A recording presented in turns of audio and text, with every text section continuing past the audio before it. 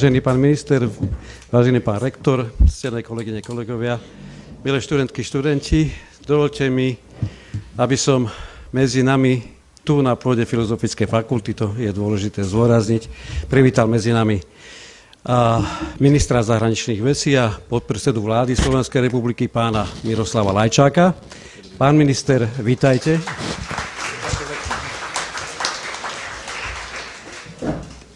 To publikum, ktoré vidíte teraz pred sebou, pozostáva zo študentov rôznych študijných programov, dominantne zo študentov programov politológie, sociológie, žurnalistiky, manažmentu kultúry a turizmu. Ak je tu aj niekto iný, tak a zabudol som na ňo, tak je samozrejme srdečne vítaný, lebo táto prednáška bola istým spôsobom popularizovaná a zverejňovaná pre všetkých našich študentov. Pán minister, ďakujeme pekne, že ste prišli a in medias res si dovolím odovzdať vám slovo. Dobrý deň. Dúfam, že to nemáte povinnú účasť, ale že ste tu dobrovoľne.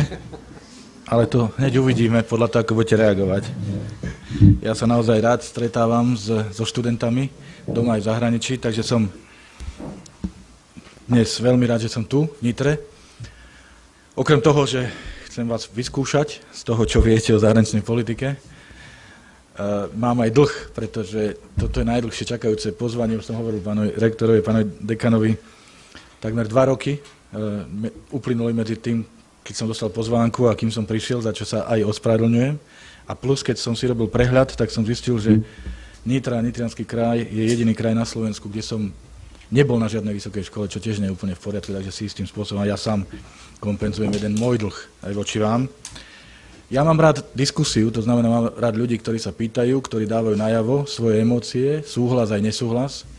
Naozaj nemám rád, keď ľudia sedia a driemu a možno to bude moja vina, ale nebojte sa pýtať a nebojte sa ma aj prerušiť, ak vám niečo nie je jasné, čo hovorím, alebo chcete k tomu povedať svoj názor alebo podobne. Aby sme mali naozaj diskusiu, lebo aj pre mňa je dôležité vidieť, do akej miery vy vnímate zahraničnú politiku, ako jej rozumiete, ako s ňou súhlasíte a podobne. Inak keď hovorím o vašej univerzite a špeciálne o Filozofickej fakulte, tak chcem oceniť záslužnú prácu, ktorú vykonáva pri výchove kvalitných jazykových pedagógov, pretože pravím, ja sa živím tým, že komunikujem v cudzích jazykoch a platí doslova do písmena, že koľko rečí vieš, toľkokrát si človekom. A preto nepodceňujte výuku cudzích jazykov. Naozaj vám to výrazne pomôže presadiť sa vo vašom budúcom zamestnaní. A takisto začnem pár faktami. Vaša univerzita je jednou zo 6 univerzít na Slovensku, s ktorou má moje ministerstvo podpísanú dohodu o spolupráci, na základe ktorej prijímame vás, vašich študentov na stáže. Máme dohodnutú ročnú kvótu 5 študentov, ale už dohromady 39 vašich absolventov, alebo vašich poslucháčov v tom čase stážu nás absolvovalo. A takisto som si robil prehľad, predtým, než som sem prišiel, ktorý mi ukázal, že 27 absolventov Univerzity Konštantína Filozofa dnes pracuje na Ministerstve zahraničných vecí a európskych záležitostí. Mimochodom, ani jeden zatiaľ ešte nie je vo funkcii veľvyslanca, alebo teda v rangu veľvyslanca, takže výzvy stoja aj pred vami a pred vašimi poslucháčmi. Téma mojej prednášky hlavne súvisí s Európskou úniou, a to je logické, ale dovolte mi, aby sme sa k tomu trošku prepracovali, tým, že na začiatku poviem, ako sa zmenila zahraničná politika. Ja sa jej venujem profesionálne od 18 rokov, lebo som si vybral medzinárodné vzťahy ako predmet svojho štúdia a som zamestnancom Ministerstva zahraničných vecí už 27 rokov, takže v zásade celý svoj život sa tomu venujem. A naozaj môžem povedať, že prešla táto profesia dramatickými zmenami. Existuje taký starý klasický vtip, ktorý hovorí o tom, že Thomas Jefferson, ako 3. prezident Spojených štátov, písal svojmu ministrovi zahraničných vecí, že už 2 roky sme nedostali žiadnu správu od nášho veľvyslanca v Madride. Ak sa neozve ani tento rok, tak mu napíšeme list. Toto si už dnes žiaden veľvyslanec nemôže dovoliť, pretože ak o ňom nepočujeme 3 dní, tak si začíname robiť starosti. Ale fakt je, že tá klasická diplomácia, ktorej som sa aj ja učil, prešla obrovskými zmenami, ešte keď som ja začínal na prvom svojom výjazde ako diplomat na veľvyslanectve Československom v Moskve, tak ten jediný komunikačný prostriedok bol ďalekopis a rádio. Každá správa, každá informácia sa pretransformovala do takej do takého dierkovaného kuska papiera a ten sa posielal domov. To vám znie, ako keby som mal 300 rokov, ale tak to bolo. A následne sa to zase pretočilo na nejaký text. A naopak, keď prišli faxy, tak som si vedel ťažko predstaviť ako človek s klasickým diplomatickým vzdelaním, že diplomatická nota sa môže posielať faxom. No a dnes sme naozaj v situácii, keď nielen, že si mailujeme, ale mám na svojom mobile čísla prakticky všetkých ministrov zahraničných vecí Európskej únie a celého radu ďalších dôležitých partnerov, s ktorými si komunikujeme operatívne. Ale skôr mám problém, aby moja služba, aby moji veľvyslanci vedeli, o čom sa rozprávame, aby nezostali pozadu. Takže výrazným spôsobom. A čo tým chcem povedať, že kedysi bola diplomácia o sprostredkovanie informácií, tak dnes to už tak nie je. Sme zavalení informáciami. Dnes úlohou zahraničnej služby je vybrať z toho množstva informácií tie, ktoré sú naozaj dôležité pre našu krajinu. Ktoré sa nás týkajú. Nemusia sa nás týkať len tým, že sa v nich o Slovensku hovorí, ale že sa nás týkajú tým, že sa čosi deje a to čosi má vzťah a relevanciu aj voči Slovensku. A musia vedieť vyhodnotiť, či je to dobré alebo zlé, či to máme zobrať na vedomie, či máme konať, či sa máme tešiť, či to máme podporiť, či máme protestovať. Čiže toto je nesmierne dôležité, aby zahraničná služba bola istým tykadlom vo vzťahu k zahraničiu, aby vyhodnocovala to všetko, čo sa okolo nás deje, aby z toho vyvodzovala praktické závery, ktoré odkomunikuje prezidentovi, predsedovi vlády, ústavným činiteľom, ministrom, aby jednoducho Slovensko v tom obrovskom boji, ktorý okolo nás prebieha, bolo medzi víťazmi a nie medzi porazenými, asi tak. Slovenská diplomácia je úspešná.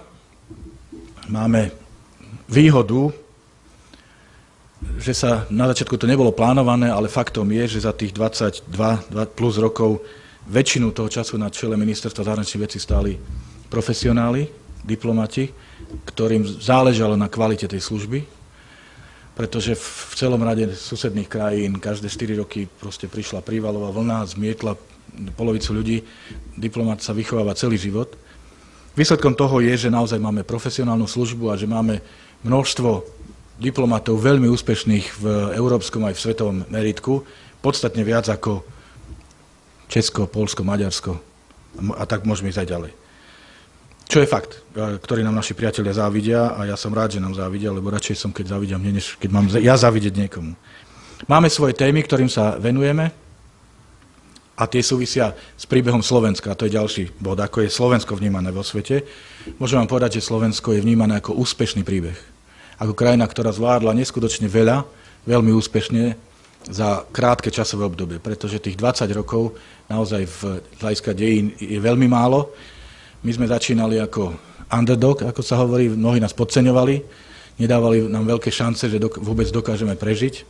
A z tých prvých zhruba 5 rokov existencie nezávislého Slovenska dávalo mnohým tým skeptikom aj za pravdu, lebo sme generovali veľa udalostí, ktoré neboli úplne konformné s európskymi demokratickými pravidlami.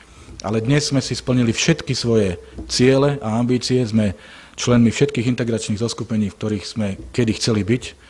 Sme nie len v Európskej únii, ale sme aj v eurozóne, samozrejme v Schengene. Vám to už príde normálne, ale my, čo sedíme na tejto strane, to asi pamätáme, keď sa bolo treba žiadať o víza, keď sa stalo v rade na to, aby sme sa dostali do Rakúska, keď sme absolvovali ponižujúce prehliadky colníkov rakúskych, keď sme prežívali, či nás vezmú do EÚ alebo nevezmú, keď sme proste komentovali vždy, keď nás niekto zabudol spomenúť a podceňovali nás, už len preto, že sme začali ten proces o 2 roky neskôr než naši susedia. Ale dobehli sme ich, a nielen, že sme ich dobehli, ale ako jediní z Vyšehradskej štvorky sme dnes v eurozóne a máme najvyššiu mieru integrácie. Je to v kontraste s tým, čo o Slovensku čítate v našich médiách, o čo si hovoríme my medzi sebou. Jasné, lebo človeku chýba odstup a potrebujete sa na seba pozrieť zvonku a z diaľky, aby ste videli veci v perspektíve. Ale Slovensko je príklad a inšpirácia pre celý rad krajín, osobitne na Balkáne, krajiny, ktoré by chceli byť to, čo sme my, chceli by vstúpiť do Európskej únie, do Severoatlantskej aliancie a rovnako tak celý rad postsovietských republik, následnických štátov. A to je zase aj naša veľká pridaná hodnota, že odovzdávame skúsenosti. Naše vlastné, autentické, čerstvé, úspešné. To, čo nemôže ani Nemecko, ani Holandsko, ani Veľká Británia, ani Francúzsko, ani Taliansko, ani nikto iný, pretože tí žijú v demokracii a v blahobite desiatky až stovky rokov. Ale my vieme týmto partnerom povedať presne, čo ich čaká, ako sa na ten proces majú pripraviť, aké chyby sme robili my a akých chyb sa majú vyvárať oni. A presne v tomto je silná pridaná hodnota Slovenska. Že sme praktický prípad, a ja som to na Balkáne povedal, ak nie 1000-krát, tak ani raz, že keď sme to mohli my, tak môžete aj vy. My sme príklad toho, že sa to dá. Ale treba preto niečo urobiť. A rovnako tak vo vzťahu ku krajinám Západného Balkánu, ktoré majú záujem vstúpiť do EÚ, im hovoríme, my sme vaši najsilnejší podporovatelia, ale aj najsilnejší kritici. Lebo nám nikto nič neodpustil, takže nemôžete od nás očakávať, že my vám budeme niečo odpúšťať. Musíte si to prejsť tak, ako aj my. Máme jednu veľkú tému globálnu, ktorou je Slovensko identifikované v rámci Organizácie spojených národov, to sa volá reforma bezpečnostného sektora.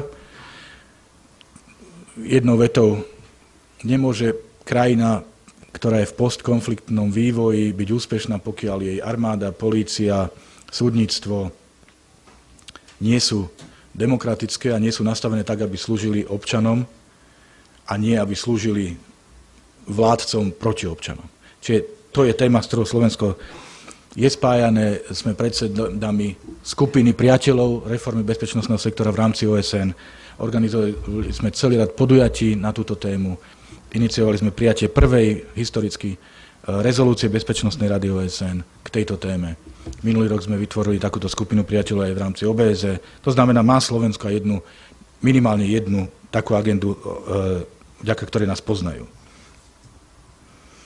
Ako sa zmenil svet? Žiaľ, nie k lepšiemu, lebo dnes generujeme problémy rýchlejšie, než sme schopní riešiť. Čím to je? Pred 26 rokmi sa rozpadol bipolárny svet, ktorý bol charakterizovaný tým, že sme tu mali dve centra moci, Spojené štáty, Sovietsky zväz, okolo nich satelity, a potom bola veľká skupina krajín, ktorí nechceli patriť ani tam, tí sa oficiálne deklarovali ako nezúčastnení. V zásade pravidlá hry boli jasné, my chceme zničiť vás, figu, my zničíme vás a robíme všetko preto. V 89. to padlo, pretože tá časť sveta, ktorého sme boli súčasťou my, to neustále ekonomicky.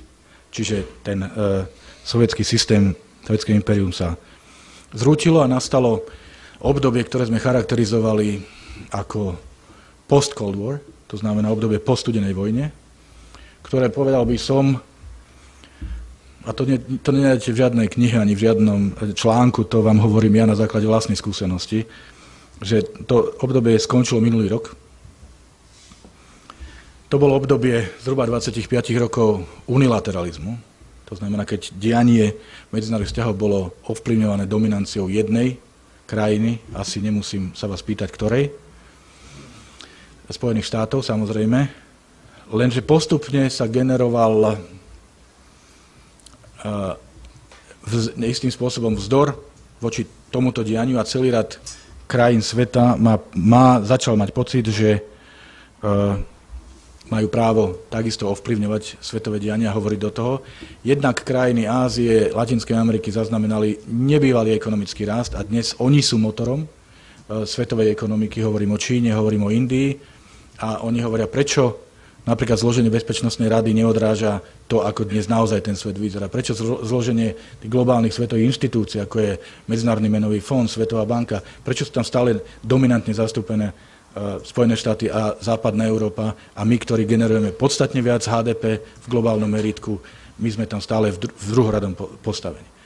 No a pochopiteľne Čína vďaka svojmu ekonomickému rozmachu začala sa cítiť sebavedomejšie, asertívnejšie, začala sa tak správať a nemá pocit, že si môže ktokoľvek jej niečo diktovať. A rovnako tak Rusko. Osobitne teda pod prezidentom Putinom dáva celý rad signálov, opakovane vysiela o tom, že nie sú spokojní so svojím postavením, ktoré vnímajú ako podradné. Viackrát povedali nie. A vždy, keď Rusko povedalo nie zvyšku sveta, tak viac menej ho to vnútorne zjednotilo, posilnilo.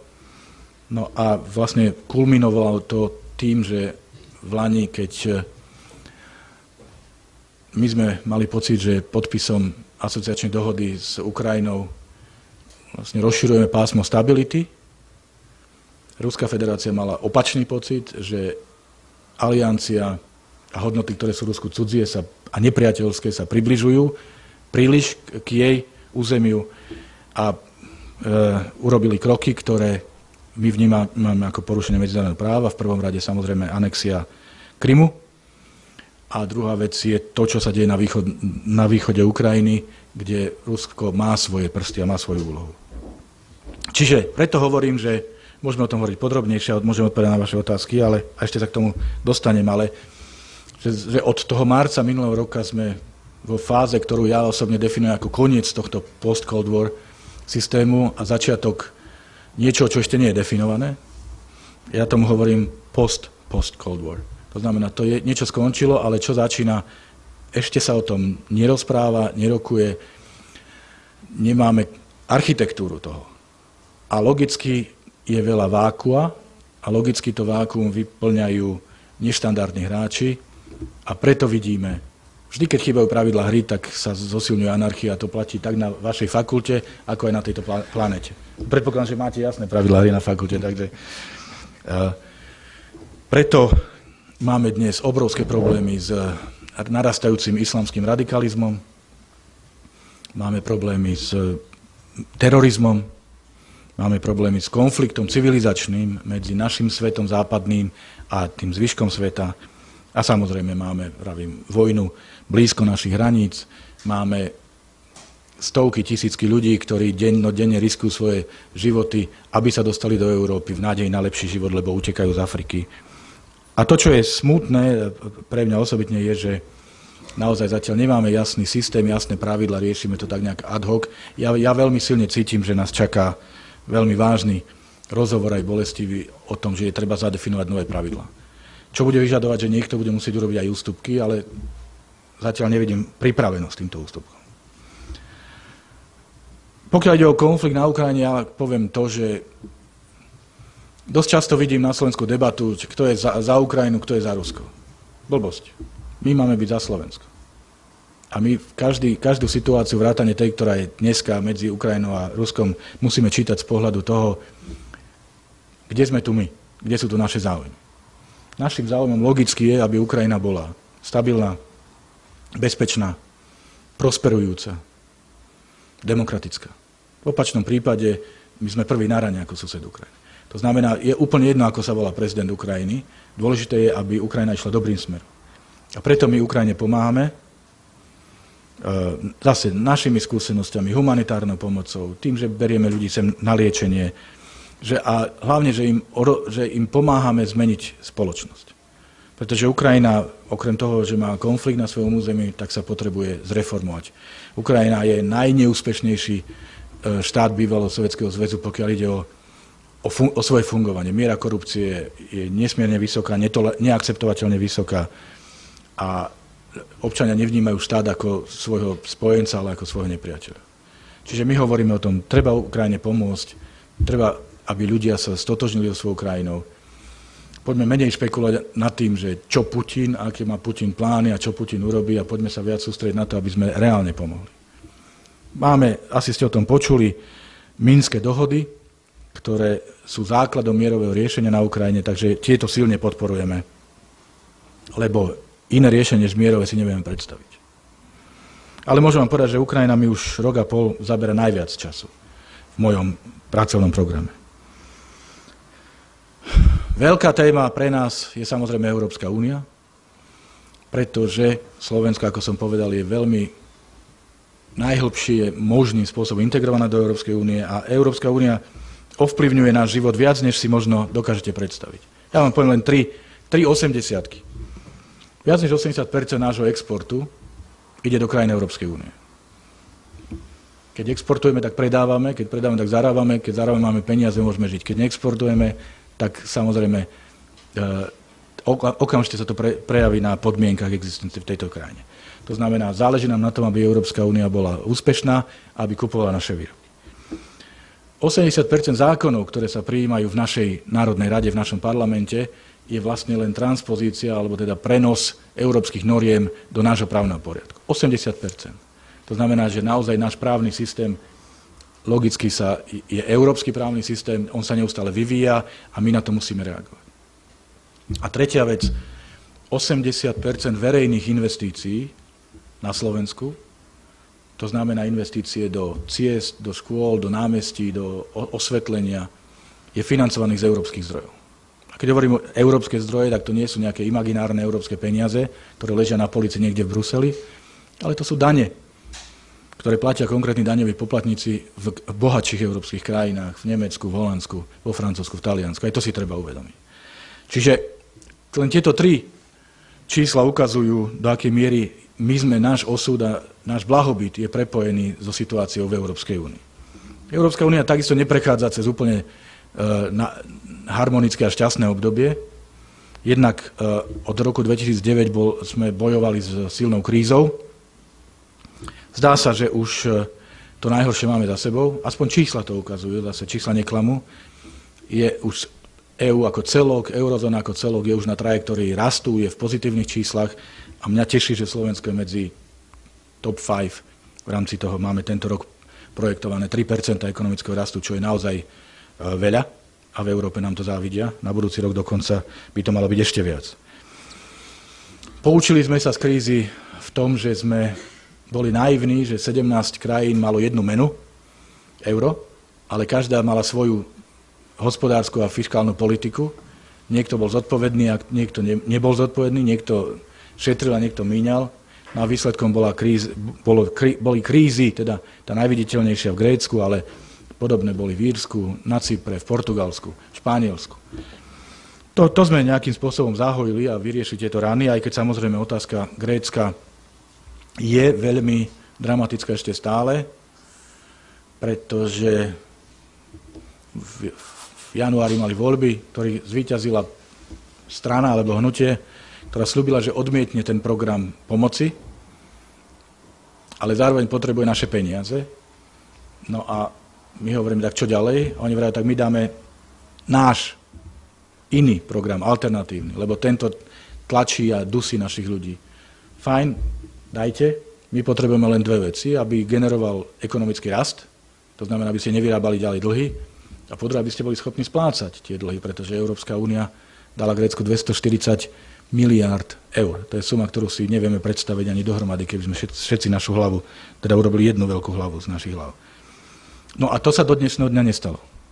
To znamená, Grécko nepredložilo kredibilný alternatívny plán reforiem a medzi časom stráca peniaze. Ten program, ktorý momentálne existuje, sa dohodlo, že bude platiť do 30. júna. Potom je jedno veľké neznámo. Buď ho predĺžime, ale to oni odmietajú z politických dôvodov, alebo ho nahradíme novým, ale ten nemáme, alebo bude bankrot Grécka. A ten bankrot môže prísť aj skôr. A možno aj výrazne skôr. Nám samozrejme záleží na tom, aby Grécko zostalo v eurozóne, aby to bola úspešná krajina. Grécko je pre nás priateľská krajina, ale nie za naše peniaze. Ani nám nikto nič nedal, keď sme robili naše reformy a bolelo to a cítili sme to a vaši rodičia to cítili veľmi dobre. A jednoducho my sme solidárni, ale v prvom rade očakávame, že keď niekto chce našu solidaritu, tak nám ukáže, že sám robí všetko, čo je v jeho silách. A so súčasnou gréckou vládou ten pocit nemáme. Veľkou témou Európskej únie je samozrejme aj dianie vo Veľkej Británii. Mali tam voľby minulý týždeň, postreli ste teda, že zvíťazila vládnuca konzervatívna strana premiéra Camerona, ktorý slúbil, že v prípade, že vyhrá voľby, tak urobí referendum o zotrvaní Británie najneskôr v roku 2017. Čiže referendum bude. Británia chce predtým vyrokovať, chce modernizovať Európsku úniu, aby bola efektívnejšia, menej skostnatelá, pružnejšia, čo podporujeme aj my. Dôležité je, aby tá dohoda sa týkala celej Európskej únie a nie len Británie. To znamená, Európska únia je kolektívna dohoda 28 členských krajín a nie 28 individuálnych dohôd medzi jednotlivými krajinami a Bruselom. Nie je možné, aby niekto mal vyrokované nejaké podmienky a niekto iný nejaké iné. To znamená, poďme sa o tom baviť, ale samozrejme musí sa to vzťahovať na všetkých a musí to mať aj dohodu všetkých. Ale tá téma Brexitu, ako sa hovorí, ako britský exit, je veľká téma, pretože Británia je jeden z vážnych hráčov v Európskej únii a pochopiteľne nechcem ani špekulovať na tému EÚ bez Veľkej Británie. Ubližilo by to obom. Faktom je, že tá debata v Británii, keď už si uvedomujú, že situácia je vážna, začína byť menej založená na demagógii a viac na faktoch a fakty ukazujú, že je v záujme Veľkej Británie, aby zostala v EÚ. A čísla ukazujú, že sa zväčšuje počet ľudí, ktorí hovoria, že budú hlasovať za zotrvanie Británie v Európskej únii. Veľkou témou EÚ je migrácia, to som už hovoril, tomu sme sa venovali posledný mesiac. Ako nedovoliť, aby ľudia strácali svoje životy vo vlnách Stredozemného mora a zároveň ako sa vyhnúť situácii, že celá Afrika bude vidieť riešenie svojej budúcnosti v tom, že sa presťahujú k nám. Náš systém to nevie uniesť a vieme, že príčiny sú v Afrike, nie v Európe, ale riešenie tých príčin bude samozrejme vyžadovať roky činnosti. Čiže toto je niečo, čo máme veľmi silne na programe dňa, práve tieto dni. Jedna z myšlienok, ktorá je diskutovaná, a to by ma celkom zaujímalo, čo si vy o tom myslíte. A niektoré krajiny Európskej únie hovoria, že v rámci solidarity by sme si mali urobiť kvóty a prijímať týchto afrických utečencov vo všetkých členských krajinách EÚ. My na Slovensku nezdielame tento názor. Aj vám poviem prečo. Poprvé, to nerieši problém. Naopak, to je len pozvánka k ďalšej migrácii, pokiaľ viete, že si vás medzi sebou rozdelia. Po druhé, máme Schengen. Ako viete garantovať, že tí ľudia, keď by sme dostali kvótu X pre Slovensko, že títo ľudia tu zostanú? A od tohto je už potom len krok k tomu, aby sme zaviedli monitoring na hraniciach a aby sme sa vlastne vrátili ku kontrole na hraniciach. Jednoducho problém treba riešiť a my sme pripravení ho riešiť, ale nemyslíme si, že relokácia, ako sa tomu hovorí v tom európskom jazyku, je správna cesta. Ale budem rád počuť, čo si o tom vymyslíte. No a samozrejme výzva, ktorej Európska únia čelí, je jej politická legitimita. Fakt, že v celom rade európskych krajín sa dostávajú k moci, alebo teda naberajú na popularite strany alebo hnutia, ktoré odmietajú všetko, čo tu bolo a sľubujú svojim občanom, zvoľte mňa a už bude všetko dobré. Žiadne reformy, žiadne uťahovanie opaskov, to tak nejde. Lenže ľudia sú sklamaní, rozčarovaní a majú tendenciu veriť takýmto prorokom. Lenže ako ukazuje aj príklad Grécka, tí ľudia nemajú vo vrecku zázračné riešenie, pretože zázračné riešenie neexistuje. Grécko malo odhad ekonomického rastu pre tento rok vo februári 2,5%, k dnešnému dňu už iba 0,5%. Čiže tých 100 dní stratených ich už stálo 2% ekonomického rastu. A vrem, to ešte nie je koniec. Čiže, a viete, že takéto hnutia alebo strany sú populárne a vplyvné v celom rade európskych krajín. UKIP vo Veľkej Británii, ktorý teda vo voľbách prepadol, a to je strana, ktorá nielen hovorí, že vystúpme z EÚ, ale nepustíme žiadnych migrantov. Ani z Európskej únie. Čo sa nás týka, čo sa vás týka. Máme obrovskú komunitu Slovákov vo Veľkej Británii. Národný front vo Francúzsku. Zase hranice, kontroly, nepustiť ľudí. To sa nás zase dotýka. A takéto hnutia sú prakticky vo všetkých krajinách. Čiže Európska únia naozaj potrebuje, aby si znovu získala dôveru občanov EÚ. Aby ste vy vedeli, na čo my do toho Bruselu chodíme a či a ako sa vás to týka. Čiže toto sú naozaj veci, ktoré dnes máme na stole v Európskej únii. A aby som ešte dodal jednu, energetika. Samozrejme, v súvislosti s rusko-ukrajinskou krízou sa Ruská federácia rozhodla vybudovať alternatívne trasy, chce obchádzať ukrajinské územie a dodávať plyn do západnej Európy mimo Ukrajiny. Problém je, že Slovensko by sa stalo kolaterálnou obeťou tohto, lebo plyn, ktorý ide cez Ukrajinu, ide aj cez Slovensko a zarábame na tom nemalé peniaze do štátneho rozpočtu, vďaka tranzitným poplatkom. To znamená, že pokiaľ by Rusko zrušilo tento plynovod, ktorý je inak kapacitne najsilnejší zo všetkých plynovodov, ktoré idú z východu na západ a naozaj neexistuje ekonomický dôvod ho zrušiť, no tak prídeme o veľké peniaze. Čiže aj takáto vec sa nás týka a aj o tomto vedieme veľmi intenzívne rokovanie. veľmi letom svetom, aby som nechal priestor aj na nejaké vaše otázky. Čo sú ešte ďalšie témy? Vyšehradská štvorka, partnerstvo 4 krajín, s ktorým sme veľmi spokojní. Momentálne Slovensko predseda V4 do 30. júna. Máme ročné predsedníctvo, mali sme celý rad veľmi veľkých podujatí. Tento týždeň, štvrtok, piatok, tu bude mať 15 ministrov zahraničných vecí. V Bratislave šéfku európskej diplomácie Federico Mogherini, jedno z podujatí v rámci nášho predsedníctva. Ale dôležité je naozaj, že ako 4 krajiny sa snažíme hovoriť jedným jazykom a podporovať sa. A V4 je naozaj veľmi rešpektovaná značka vo svete. No a tento rok 2015 je Európskym rokom rozvoja, to len chcem, aby ste o tom vedeli. To znamená rok, ktorý sa nesie v znamení pomoci chudobnejším a menej šťastným. Organizácia Spojených národov príjme v tomto roku nové ciele na 15 rokov, ako bohatšie krajiny budú pomáhať chudobnejším, čiže toto je takisto vec, o ktorej treba vedieť, pretože naozaj sme našťastie na strane tých, ktorí dávajú a nie na strane tých, ktorí musia stáť s natrčenou rukou. Čaká nás príprava nášho predsedníctva v Európskej únii v druhom polroku 2016. To znamená, už je to len rok aj čosi. Je to gigantická práca, môžem vám povedať, že už sa tomu venujeme 3 roky a dostávame sa do finále. A je to veľká výzva, pretože aj podľa toho, ako ho zvládneme, tak sa budú na nás pozerať naši partneri. Príde za toho pol roka asi 25 000 ľudí z Európskej únie na Slovensko, čiže záleží nám aj na tom, aby sa aj na Slovensko vrátili, aby sa im to páčilo, aby zistili, že nechodíme po stromoch a nejeme banány. Bude sa to týkať aj vás, pretože pre predsedníctvo potrebujeme množstvo mladých, šikovných ľudí. Budeme prijímať ešte pred letom asi 40 čerstvých absolventov pre predsedníctvo, pre sekretariát predsedníctva. Na jeseň tohto roku začneme organizovať nábor študentov na stáže, jednak u mňa na ministerstve a jednak na stálom zastúpení v Bruseli. A začiatkom budúceho roka budeme naberať asi 60 alebo 70 primárne študentov ako styčných dôstojníkov pre potreby predsedníctva, pre obsluhovanie jednotlivých delegácií, pre mediálny tím a tiež IT expertov. Takže pozerajte sa aj na predsedníctvo aj z tohto pohľadu, že je to možnosť aj pre vás, aby ste získali medzinárodné skúsenosti a aby ste predstavili a ukázali svoje schopnosti.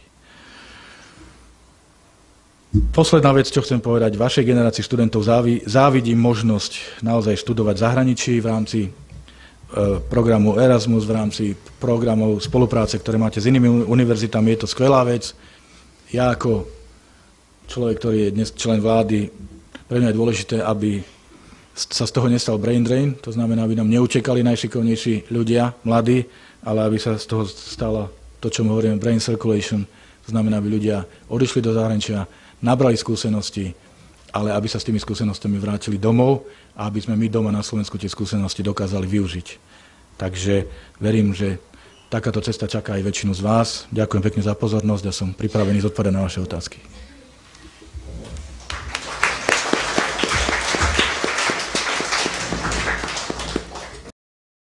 Ďakujem za slovo. Ja by som sa spýtať, že ste hovorili, že Slovensko je vlastne príkladom pre krajiny, ktoré chcú vstúpiť do Európskej únie a že Slovensko má najvyššiu mieru integrácie, ale že čo o tom teda hovorí tie výsledky a teda účasť v eurovoľbách Slovenska, ktorá je jedna z najnižších? Ja neviem. Mňa to trápi veľmi, lebo však ja som prvý na rane, každý sa na mňa pozerá, mňa sa pýta, ako je to možné.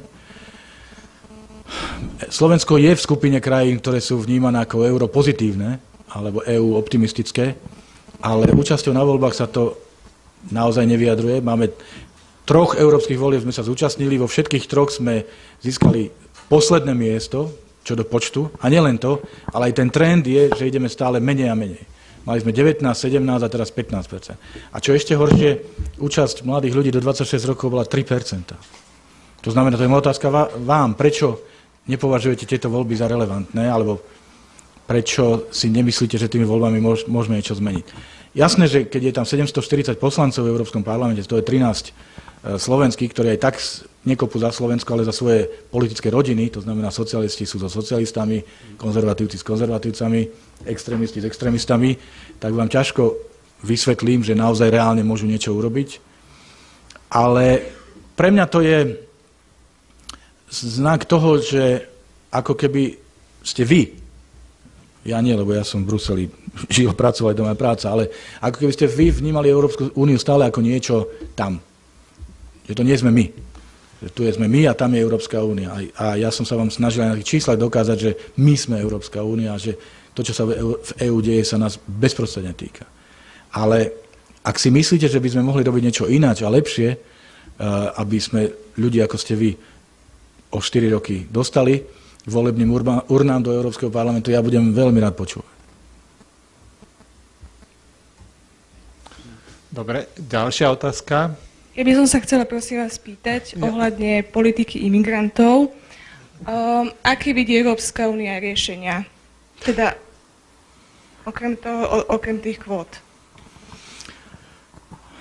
Prvá vec je riešiť ten problém, ktorý naozaj je tu dnes a každodenne. To znamená, že sa z toho stal špinavý biznis a že mafie prevádzačov sľubujú tým ľuďom, že ich dostanú do Európy, že ich natlačia na lode, ktoré nie sú na to vybavené technicky, že ich tam naozaj ako dobytok naženú a keď stretnú policajnú patrolu, tak ich nechajú tak.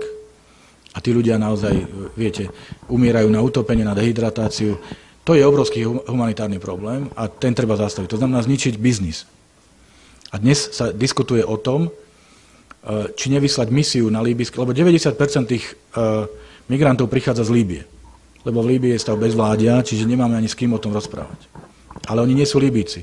Oni prichádzajú do Líbie z celého radu ďalších krajín subsaharskej Afriky. To znamená, zamedziť tomu biznisu, to je prvá vec. Zničiť lode, postihovať tých prevádzačov, ako identifikovať ich, potrestať ich. Hovorí sa o tom, že možno by sme vyslali nejakú misiu Európskej únie priamo tam do Líbie, ktorá bude kontrolovať, aby tie lode neodchádzali. Chceli by sme mať, na to potrebujete právny základ, čiže v tejto chvíli sa diskutuje v New Yorku o tom, či je možné prijať rezolúciu Bezpečnostnej rady, lebo tá vám dáva naozaj legitimitu pre takú operáciu.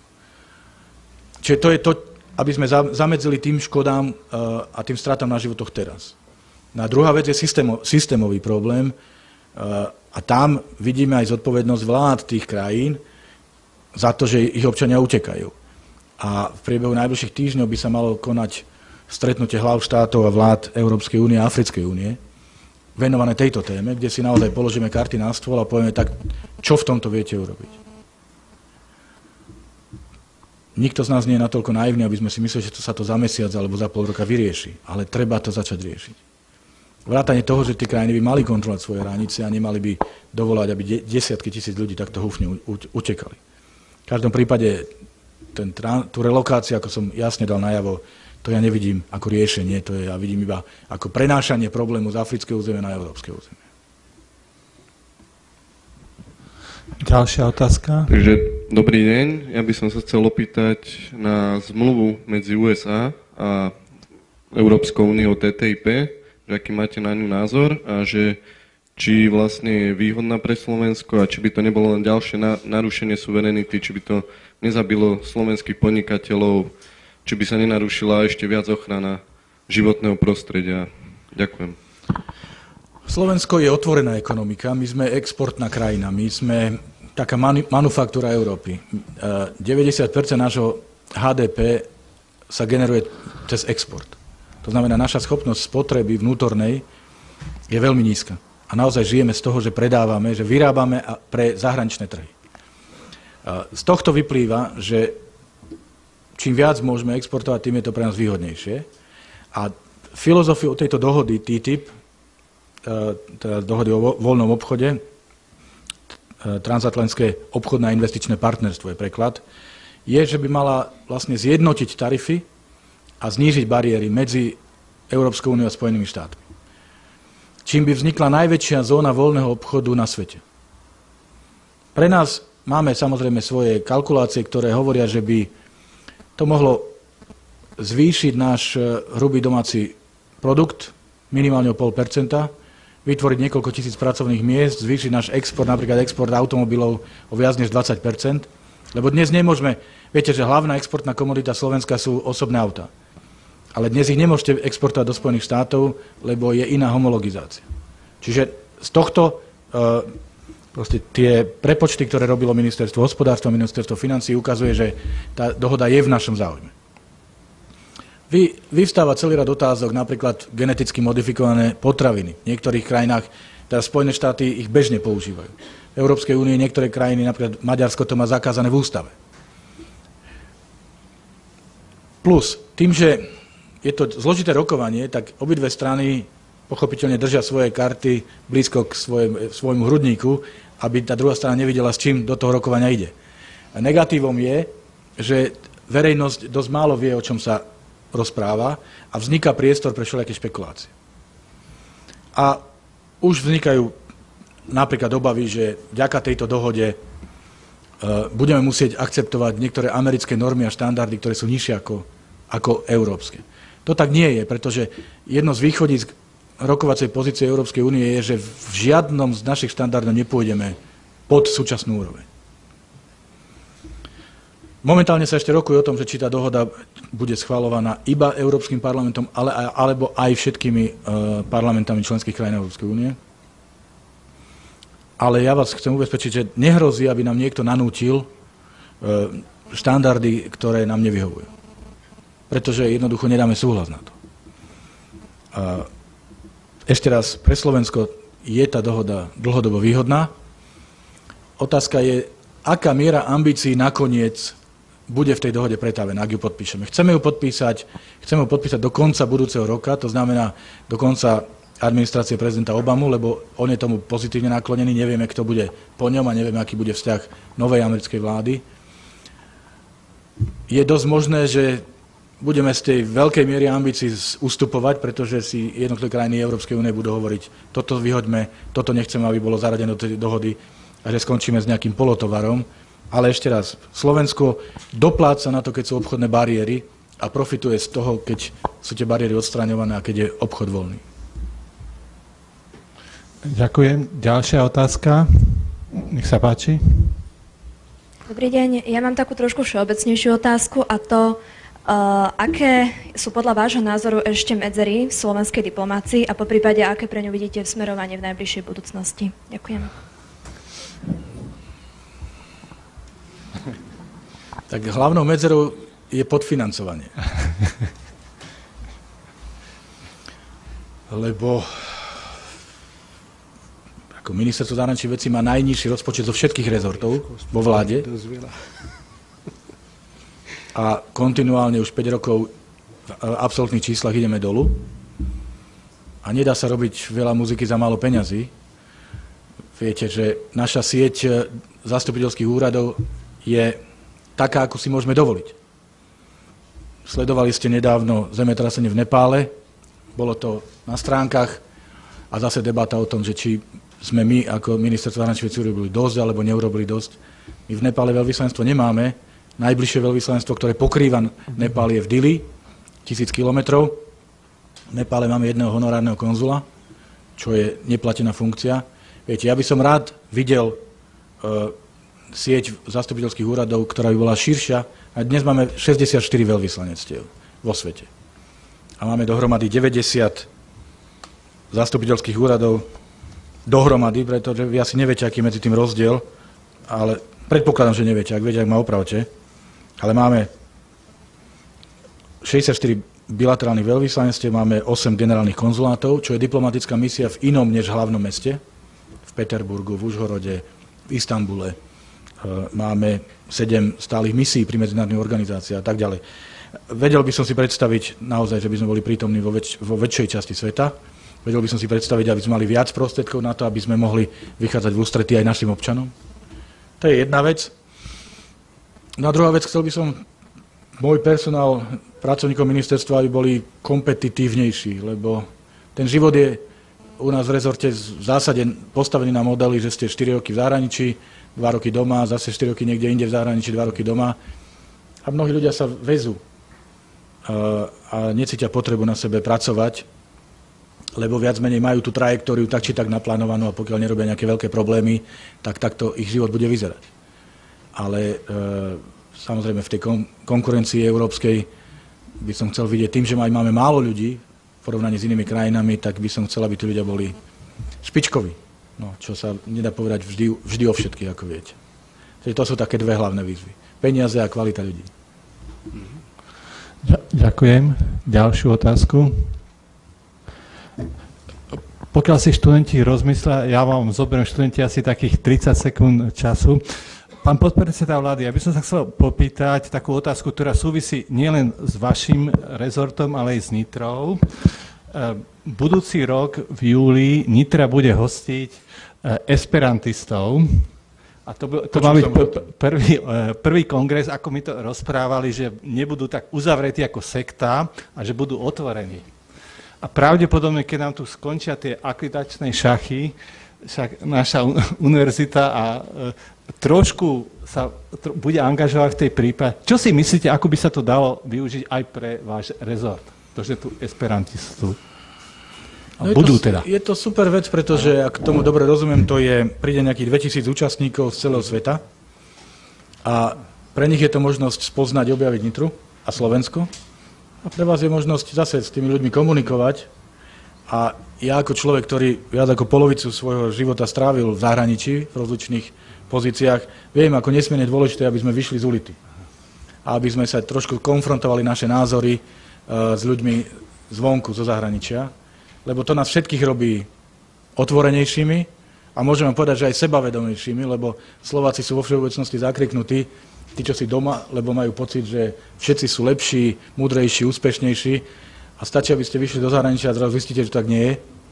A ja keď prednášam po medzinárodných univerzitách, vždy sa stretnem s nejakými slovenskými študentmi a každý ako pravidlo patria k tým lepším, ak nie najlepším, a ako pravidlo povedia, potreboval som odísť zo Slovenska, aby som zistil, čo vlastne vo mne je a aby som sa presvedčil, že sa vôbec nestratím v tej konkurencii, skôr naopak.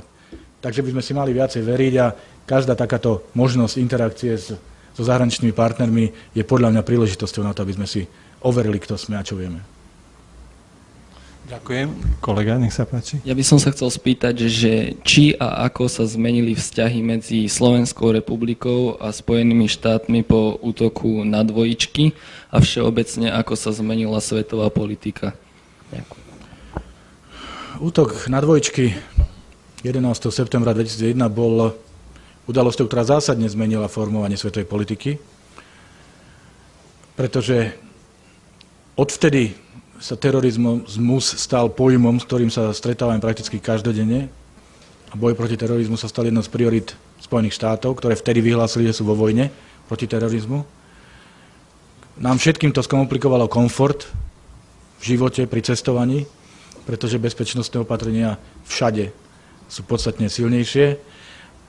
Začalo obdobie nedôvery medzi západnou našou civilizáciou a východnou islamskou civilizáciou, ktoré žiaľ k dnešnému dňu skôr narastá, než aby sa zväčšovalo. A obdivuhodná je neschopnosť rozumieť sa a počúvať jedni druhých. A vidíte, že to, čo ja mám naozaj, z čoho mám strach, je, že ľudia ako vy, ktorých rodičia sa prisťahovali treba do Británie z Pakistanu, alebo do Francúzska z Maroka, ale ktorí sa už narodili tam, ktorí tam absolvovali celý cyklus vzdelania, dokážu takto zmeniť svoje myslenie a odídu do Sýrie alebo do Iraku, prejdú výcvikom a bojujú proti tej civilizácii, vlastne, v ktorej vyrástli. Aká je sila tej nenávisti, keď vlastne vymeníte aj pohodlný život za to, aby ste bojovali proti tej civilizácii. To sú naozaj faktory, keď ste sledovali ten obľúbený šport islamského štátu, odrezávanie hlav zajatcom. A ten prvý americký novinár, ten človek, ktorý ho pripravil o hlavu, hovoril perfektným londýnskym prízvukom. To bol človek, ktorý prišiel z Británie, ktorý vyrastol v Británii. Čiže toto všetko vlastne do útoku na dvojičky nebolo, určite nebolo také vypuklé a my to musíme byť schopní zastaviť, pretože ten konflikt civilizačný by bol zničujúci. Pokiaľ o Slovensko, my sme jasne dali najavo, kam patríme. My ako krajina v strede Európy a na križovatke európskeho diania po celé dejiny sa proste cez nás pochodovali zo severu na juh, z juhu na sever, z východu na západ a podobne, musíme niekam patriť, nemôžeme byť vo vzduchoprázdne. Nemôžeme sami sebe garantovať našu nezávislosť a našu obranyschopnosť. A jediná organizácia, ktorá nám to vie garantovať, je Severoatlantská aliancia. Preto sme do nej vstúpili a preto sa správame v súlade s pravidlami členstva v tejto organizácii. Čo neznamená, že máme klapky na očiach, že máme čierno-biele videnie. Zase, my sme si priniesli svoje skúsenosti, my sme, ako hovorím, boli na tamtej strane plota, dneska sme na tejto strane plota a snažíme sa to využiť práve k tomu, aby sme možno pochopili to, čo my vieme ľahšie pochopiť a možno naši partneri, ktorí celé stáročia žijú v mieri a v demokracii, nevedia pochopiť, že čo sa to vlastne deje, trebárs v Rusku, trebárs na Ukrajine a podobne. To znamená, my sa snažíme, keď sme niekde členmi, tak nielen, ako hovorím, sedieť na voze a hopať nohami, ale aj prispieť k tomu, aby sme sa vyvíjali pozitívnym smerom, aby sa problémy riešili a nie aby sa vytvárali. Ale ja, ako vidíte, neskrývam pred vami moje starosti z toho, že ešte stále sme vo fáze, keď máme viac problémov než riešení. Ďakujem. Ďalšiu otázku, prosím. Ja by som mal teda poslednú otázku, že vy ste včera v televízii povedal, že čo sa týka konfliktu na Ukrajine, je Európska únia teda ako pristupuje alebo názore na tento konflikt jednotná v rôznorodosti.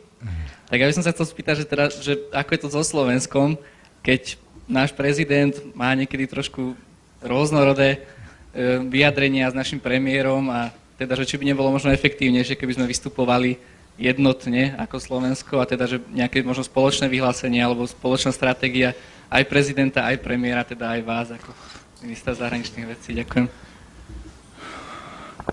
Jednota Európskej únie je téma, ktorá je veľmi často spomínaná a ja som, keď ste tú reláciu spomínali, tak som sa trochu aj naštartoval pri tej zmienke, lebo stále sa hovorí, že musíme byť jednotní. A ja hovorím, že oficiálne motto Európskej únie je United in Diversity. Nemôžeme, že unity does not mean uniformity. Ako nie je možné, aby sme všetci použili rovnaký slovník, už len preto, že keď hovoríme o akomkoľvek probléme, tak každý z nás má k tomu iný vzťah, inú vzdialenosť, geografickú, mentálnu, historickú a podobne. Pre mňa jednota Európskej únie spočíva v tom, že keď sa stretneme ako ministri alebo ako premiéri, dá sa nejaký návrh na stôl, po niekoľkých hodinách rokovania schválime nejaký text, ktorý je upravený, niekto ustúpil, tu niekto tam, ale máme záväznú pozíciu. To je jednota. A tú jednotu držíme, aj pokiaľ išlo o zavádzanie sankcií, treba proti Ruskej federácii. Niekto povie, to je málo a treba viac, niekto povie, sankcie nám škodia a nemali by sme ich prijímať, ale na konci dňa, keď sedíme v tej miestnosti, tak sa na tom texte dohodneme. Aj na tom sankčnom zozname, koho sa to týka a podobne. Toto pre mňa je jednota. Pokiaľ ide o Slovensko, tak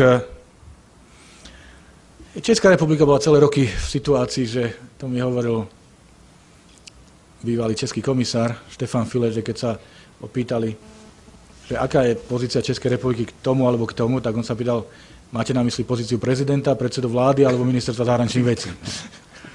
A trochu sme sa ocitli v tej situácii dnes na Slovensku, ale nie je to dramatické a nie je to nejakým spôsobom škodlivé pre Slovensko. Ak niekto hovorí, že je, tak nemá pravdu. Jednoducho, zase tá pluralita názorov je normálna. My nie sme ani prvá, ani jediná, ani posledná krajina, kde sú odtiene. Nie je tu zásadný hodnotový rozpor. To je kľúčová vec. Tie bodky nad I sú rozostavené inak, keď počúvate prezidenta republiky a inak, keď počúvate predsedu vlády, ale zase tá podstata toho, kde sa nachádzame, čo sa okolo nás deje, na tom sa vieme dohodnúť. Minister zahraničných vecí je prvá obeť toho, pokiaľ by sa tie trajektórie rozišli, ale môžem vám povedať, sa cítim pomerne komfortne v tejto situácii stále a netreba maľovať čerta na stenu alebo dramatizovať, že teda prezident povedal toto a premiér povedal niečo iné. Tie rozdiely sú normálne, ľudské, pochopiteľné a odrážajú to, že sme demokratická spoločnosť. Aj prezident odráža názory veľkej časti spoločnosti, aj premiér odráža názory veľkej časti spoločnosti. Nech sa páči. V súvislosti s predsedníctvom Slovenska v Rade Európskej únie by som sa vás chcela spýtať, keďže je to historicky prvé predsedníctvo, aké budeme mať, ako prebiehajú prípravy na ministerstve. Zo pár konkrétnych vecí. Ďakujem. My sme rozbehli prípravu predsedníctva symbolicky 1. júla 2012, to znamená 4 roky pred predsedníctvom. Normálne sa to robí 2 roky, ale to robia krajiny, ktoré už majú skúsenosti s predsedníctvom. Tým, že u nás je to prvýkrát, tak sme chceli mať istotu, že sme nič nezanedbali. Začali sme personálnymi logistickými opatreniami, jazyková príprava pracovníkov štátnej správy, vytvorenie celého systému projektu predsedníctva, vytvorenie rozpočtu predsedníctva, naberanie postupne ľudí, ktorí nás budú zastupovať v Bruseli, pretože dnes máme v Bruseli zhruba 100 zamestnancov na našom stálom zastúpení pre EU. Počas predsedníctva ich bude dvojnásobok, zhruba 200. Viete, v Bruseli máme vlastne takú malú vládu, lebo každé ministerstvo posiela svojich ľudí, ktorí strážia ich agendu. Museli sme vyriešiť priestorovo tieto problémy, to znamená, našli sme budovu. Ja práve v pondelok letím do Bruselu na každomesačnú radu ministrov zahraničných vecí a vezmem tentokrát zo sebou aj novinárov a otvoríme symbolicky tú novú budovu stáleho zastúpenia, kde budeme pôsobiť počas predsedníctva. To znamená, už sa tam naši diplomati začnú sťahovať. Robili sme aj také príjemné veci, ako je výber loga. A môžem vám povedať, že už sme ho schválili, ale môžeme ho predstaviť až 2 mesiace pred predsedníctvom. Ale verím, že sa vám bude páčiť, lebo mne sa páči. Predsednícke kravaty, to je taká milá súťaž, alebo tradícia, každé predsedníctvo rozdáva kravaty, ktoré väčšinou nie sú nositeľné. My sme chceli, aby boli pekné aj nositeľné, ale aby tam bol aj slovenský prvok. No ale to, čo je teraz... My sme prispôsobili štruktúru na ministerstve zahraničných vecí. Najskôr sme mali oddelenie, potom sme mali odbor, dneska máme celú sekciu predsedníctva. To znamená, neustále naberáme ľudí, ktorí organizujú vlastne všetky kroky, ktoré s tým súvisia. Veľmi silne komunikujeme intenzívne s Holandskom a Maltou, lebo Holandsko bude pred nami, Malta po nás a spolu vytvárame tzv. Predsednícke trio. Dohadujeme sa o tom, že dnes už sme vo fáze, keď dohadujeme sa o tom, čo bude program, priority predsedníctva. No a to, čo je najcitlivejšie z môjho pohľadu, pretože to nemám vo vlastných rukách, sú verejné obstarávania, ktorých nás čaká asi 20. Veľa tých vecí musíme obstarať. Autá, ktorými budeme voziť delegácie, catering, konferenčné služby, tlmočnícke služby a množstvo ďalších vecí, výzdobu, darčeky. No a verejné obstarávanie, samozrejme, to je vec, ktorá sa dá, žiaľ, u nás v našich podmienkách naťahovať, obštruovať. Čiže tu mám trochu obavy naozaj, aby niekto, ak som to nedostal ja, tak to budem 2 roky naťahovať, aby to nedostal nikto iný a my sme tu jasne viazaní termínom. Čiže sme veľmi dobre rozbehnutí, ako hovorím, vieme, koľko bude rozpočet a ten rozpočet začína 6, to znamená, bude menej ako 70 miliónov eur, čo je najmenej zo všetkých krajín Vyšehradskej štvorky a je to veľmi porovnateľné s tým, dokonca som povedal, menej ako Holanďania. Máme ľudí, vieme, kde ktorý človek bude počas predsedníctva. Vyslali sme tých ľudí, ktorých už chceme, aby tam boli, aby viedli pracovné skupiny, lebo naozaj Slovensko bude predsedať celému radu pracovných skupín. Vybrali sme Redutu ako hlavný objekt v Bratislave, kde budú všetky tie ministerské schôdzky, ktorých bude 18. Máme dizajn schválený, máme schválenú úpravu priestorov. Povedal by som, že v porovnaní s inými predsedníctvami sme v predstihu. Určite nie v nejakým spôsobom, že by sme boli v omeškaní. A jediná, vravím, pre mňa alebo 2 veci sú, ktoré trošku vyvolávajú obavy. Jedna sú verejné obstarávania a tá druhá je, že my budeme mať na jar budúceho roka parlamentné voľby a to znamená, že bude inak vyzerať parlament, bude inak vyzerať vláda, akokoľvek, ale žiaden minister dnes nemôže povedať, že k 1. júlu 2016 budem na tejto stoličke sedieť. A z toho je dôležité, aby... Ja cítim aj, že niektorí partneri na domácej poľskej scéne sa tak pozerajú, že ja neviem, či ma to vôbec bude zaujímať. Inak by sa k tomu stávali, keby vedeli, že ja budem ten, ktorý budem predsedať tej pracovnej skupine. No, čiže ja som preto pozval do toho procesu aj líderov všetkých politických strán, stretávame sa, majú na vedomie a na vyjadrenie všetky materiály, ktoré dávame do vlády, aby bolo jasné, že to nie je predsedníctvo Ministerstva zahraničných vecí, ani nie predsedníctvo strany Smer, ale je to predsedníctvo Slovenskej republiky, aby každý mal pocit, že sa to na tom podielal. Každý, kto má ten pocit. Všetky politické strany, aby vedeli, aké rozhodnutia prijímame, prečo sme ich prijali a aby sme boli schopní prepriahnuť konia a naskočiť do toho vlaku okamžite po voľbách. Erika, nech sa páči.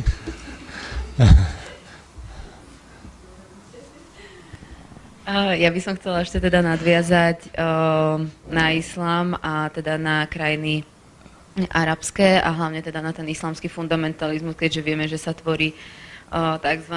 Islamský štát, pretože aj stáďal teda odchádzajú hlavne ľudia, ktorí teda cestujú Líbiu, ďalej cestujú do Európy. Či by sa to nedalo definovať skôr ako problém, že medzi Európou a Afrikou a teda arabskými krajinami ďalej nie je nejaký kontinuálny dialog. Že prečo vlastne, vidím jednu z tých možností, že práve Európa by sa mala snažiť, a teda aj Európska únia, pomáhať, stabilizovať systémy v tých krajinách, keďže vieme, že iné krajiny dokážu rozvracať tie druhé, tak to môžeme vidieť aj v tom, že môžeme dopomáhať k tomu, aby sa stabilizovalo. Nehovorím, že práve demokratickou cestou, ale aby sa stabilizovalo. Inú možnosť než stabilizáciu nemáme, ale zatiaľ v tom veľmi úspešní nie sme. Ako hovorím, zatiaľ sa skôr prehlbuje nedôvera. Ono primárne ten konflikt nie je medzi islamom a západnou civilizáciou, lebo naozaj ten hlavný konflikt je vnútri islamu, medzi sunitami a šítami. Aj najviac teroristických útokov sa pácha jednými voči druhým. Len samozrejme u nás, keď sa stane niečo v Paríži, tak sa tomu venuje úplne iná mediálna pozornosť, než keď sa dočítate, že 50 ľudí zahynulo v Bagdade na trhovisku, lebo jednoducho toto je tu a tamto je tam. Čiže to nie je primárne namierené proti nám, ale samozrejme tá nedôvera tých civilizácií je veľká a plodí ďalšiu nedôveru, lebo vzájomné obviňovanie, my to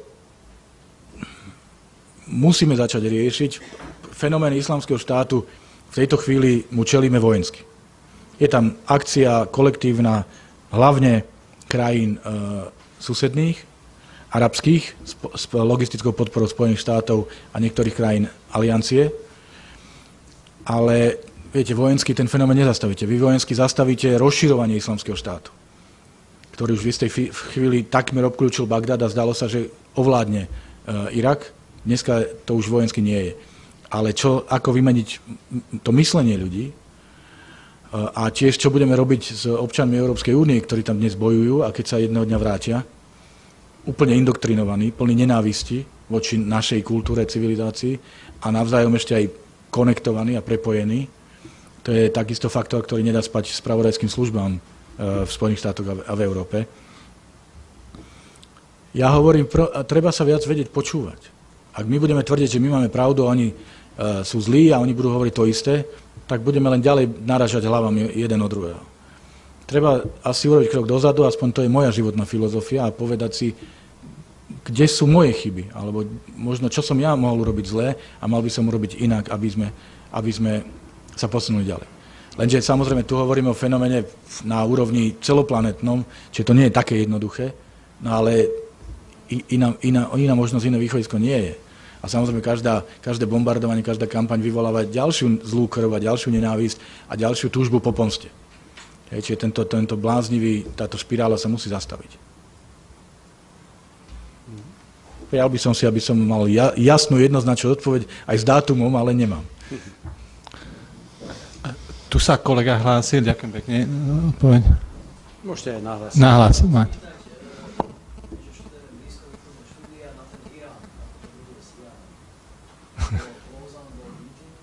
Áno, bola dosiahnutá predbežná dohoda, ktorá vlastne znamená, že Irán odstúpi z niektorých ambicióznych častí svojho jadrového programu, deklaroval, že jadrový program slúži výlučne na mierové účely a umožňuje verifikáciu.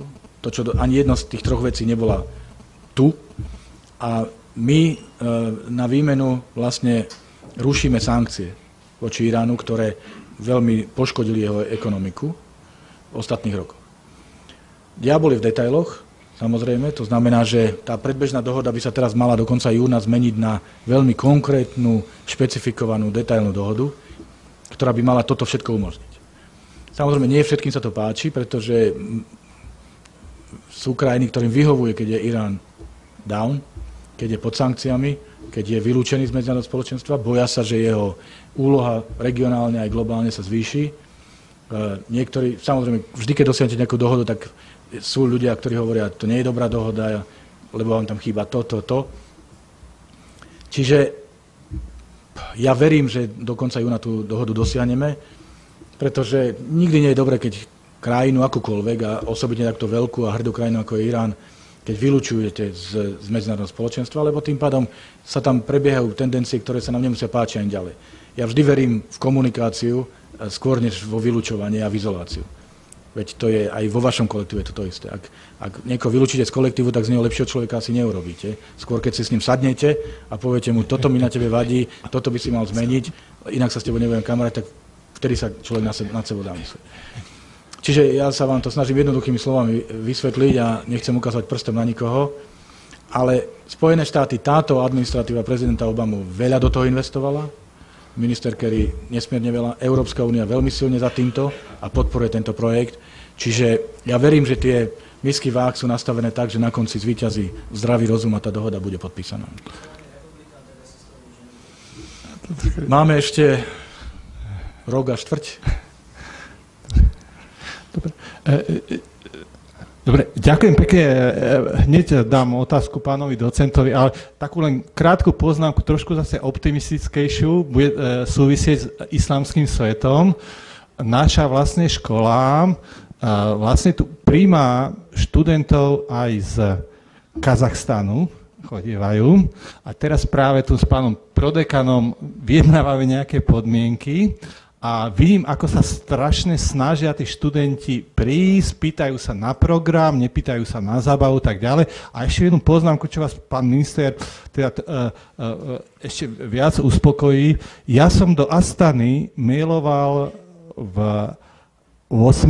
Neviem teda, či naši majú tam vtedy sviatok. A do 24 hodín mi prišla vlastne z veľvyslanectva odpoveď, ako tie podmienky. A vôbec som teda neužíval jedného pána, ktorý tu niekoľkokrát sedel, teda Petra Juzu. Išlo to normálne cez oficiálne. Takže to rád počujem. To chcem povedať, to je pravda. Ďakujem. Ale pán docent, ste sa pýtali, nech sa páči. Pán minister, jak som rozumiel, že konflikt na Blízkom východe medzi suniti a šiti. Dlhodobo som robil tiež v politike a konkrétne v Sýrii. Ten konflikt, nemyslíte, že odjak živa na Blízkom východe nie problém medzi suniti a šiti? Asad je alevita, šiti, a jeho manželka je sunita. Ale nemyslíte, že je problém o tom spor medzi východom a západom, alebo hovorím, medzi nadnárodným spoločnosti o ropu a plínu na Blízkom východe. Dále, ako vidíte práve, tá dohoda s Iránom, aký bude mať vplyv na vzťahy medzi západom a krajiny Blízkeho východu, konkrétne krajiny Perského zálivu. A vidíte včera, ako väčšina tých predstaviteľov odmietli práve, alebo posielali ich zastupce. Víte, žil som a žijem práve aj medzi aloviti a suniti. Nikdy sme necítili. Ale bohužiaľ konflikt o robu a nie o sunita a šita. To, čo sa stane, čo sa stalo v tý islamský štát, akože, kto im dovolil tam? My, ľudí, alebo nadnárodné spoločnosti? A pre koho robia? A pre koho budú robiť? Toto je tá otázka. A páčilo sa mi váš názor o myslení. S vami souhlasím. Myslenie hraje veľké role, ale je treba podporovať sekulárny. A netreba dávať azyly pre predstaviteľe islamského braterstva. A viete, čo ja myslím? Pretože väčšina, čo nastúpili do Tuniska, alebo čo dodali, to bylo v Európe. Nebyli v arabskej krajine, dostali od Chomejního až do dnešného období. Posledná otázka je, akú politiku, aký postoj Európska únie má alebo podíva na riešení stav občanskej vojny v Sýrii. Nechceme zničiť toho systému, ako to robilo v Líbie. Tým, vidíte, kmenový systém sa vrátil od roku 2003, keď prišlo alebo stalo sa v Iraku. Toto bych vás poprosiť o tom. Ďakujem pekne. Blízkovýchodný región je nesmierne komplikovaný a preplieta sa tam množstvo záujmov a veľa síl, aj náboženských, aj politických, aj ekonomických, aj ďalších. Samozrejme, je tam aj záujem o ropu, ale nenadraďoval by som ten záujem nad iné. Pravím, lebo to je región, ktorý má strategickú váhu v celosvetovom meritku. Fakt je, že došlo k narušeniu tej krehkej rovnováhy, ktorá v regióne veľa rokov bola, aj v dôsledku vlastne invázie proti Iraku. A ten systém, ktorý nejakým spôsobom fungoval, sa zrúcal a dneska sa niečo tvorí, ale my máme menší vplyv na to, čo sa tvorí, pretože je tu veľká nedôvera práve voči nášmu svetu. Dôležité je nájsť nejaké pravidla. My asi nemáme právo nikoho nútiť, aby žil podľa našich hodnôt a našich zásad, ale treba si dohodnúť nejaké pravidlá, ktoré sú univerzálne, ktoré by sme mali všetci rešpektovať. To je prvá vec. Jasné je, že ak máte ropu, tak vás to stavia do inej polohy, pretože vás potrebujú, respektíve majú záujem vás kontrolovať. Ale nie je to jediný faktor. To, čo ste povedali o reakcii krajín GCC, to znamená krajín Golfského zálivu na Irán, myslím, že presne odráža to, čo som povedal ja. Že nie všetkým vyhovuje, že by Irán sa mal zjaviť opäť ako silný a vplyvný hráč na regionálnej scéne. Bo nie všetci majú dobré vzťahy s Iránom a obávajú sa, že ich môže treba aj z niektorých oblastí vytlačiť alebo dominovať. No a pokiaľ ide o Sýriu, je naozaj veľmi ľúto, kam sme sa dostali, koľko ľudí prišlo o život a ja tu budem veľmi kriticky na našu adresu Európskej únie, pretože ja už 3 roky hovorím, že Assad must go nemôže byť naša politika. Pretože odstrániť človeka, ktorý sa nám nepáči, neznamená, že sme vyriešili problém. Ak niekoho považujeme za diktátora a odstránime to, neznamená, že na neho miesto príde osvietený demokrat a už máme dostatok skúseností aj v Líbii, aj v Egypte, aj v Iraku, aj inde, že musíme myslieť ďalej než jeden krok dopredu. Ale žiaľ, my, Európska únia, sme sa stali zajatcami našej pozície, s Assadom nebudeme rokovať, Assad musí odísť. No tak Assad dobrovoľne neodíde, Assad je faktor, ktorý do značnej miery kontroluje situáciu, ovplyvňuje situáciu, čiže my sami seba sme vlastne vyfaulovali tým, že ak sa nebudeme baviť s ním, tak nemáme iného kredibilného partnera. Žiaľ, diplomácia a politika je o tom, že musíte sa rozprávať s ľuďmi, ktorí vám nie sú pochuti, ale pokiaľ môžu prispieť k vyriešeniu problému, tak treba s nimi rokovať. Radšej zaťať zuby, ako zatínať peste. No, aj o tom to je. Ale viete, už je to aj otázka potom nejakej hrdosti a ješitnosti, že odstúpiť od politiky, aj keď vieme, že sa nám neosvedčila, a v Sýrii sa nám samozrejme, že neosvedčila, pretože 3 roky stojíme na jednom mieste, ale povedať, bola to chyba a poďme sa na to pozrieť trochu ináč. Minister Kerry sa o to pokúsil a povedal, že aj s Assadom si vie predstaviť rokovanie, na čo samotný Assad povedal, ale ja s tebou nie. No, takže tie faktory, práve štáty sa správajú ako ľudia do značnej miery. Priatelia, ja sa naozaj budem musieť rozlúčiť. Už sme po 30 minút dlhšie, než sme plánovali. Ďakujem pekne, ja by som odozdal slovo pánovi dekanovi. Áno, ja ďakujem pekne. Ja som len v rozpakoch v tom zmysle, že viem si predstaviť, že táto diskusia by pokračovala ešte ďalej. Len na jedno vysvetlenie, pán minister, nám začína o jednej tiež ďalší vyučovací blok, čiže to je, sme v takom konsenze nejakom času. Takže to je win-win. Myslím, že veľké reči, tu ja už ani nemám čo viesť, o benefite tohto stretnutia nie je pochyb, veď sme sa dozvedeli o zahraničnej projekcii Slovenska, vôbec o zahranično-politických problémoch z rúk toho, alebo z úst toho najpovolanejšieho, takže ja, pán minister, ako dekan fakulty vám chcem naozaj úprimne poďakovať za to, že ste prišli. Možno trošku dlhšie trvala tá príprava celá, ale predsa len tento deň uzrel svetlo sveta. Ďakujeme, že ste si pri vašom nabitom programe našli čas a verím, že tá ďalšia návšteva, lebo naozaj som presvedčený, že nie je posledná. Bude možno trošku kratšom intervale, než bola táto. A vám, milé kolegyne, kolegovia, študenti, pán rektor, protokolárni hostia, želám ešte pekný zvyšok dňa. Ďakujem pekne. Ďakujem pekne.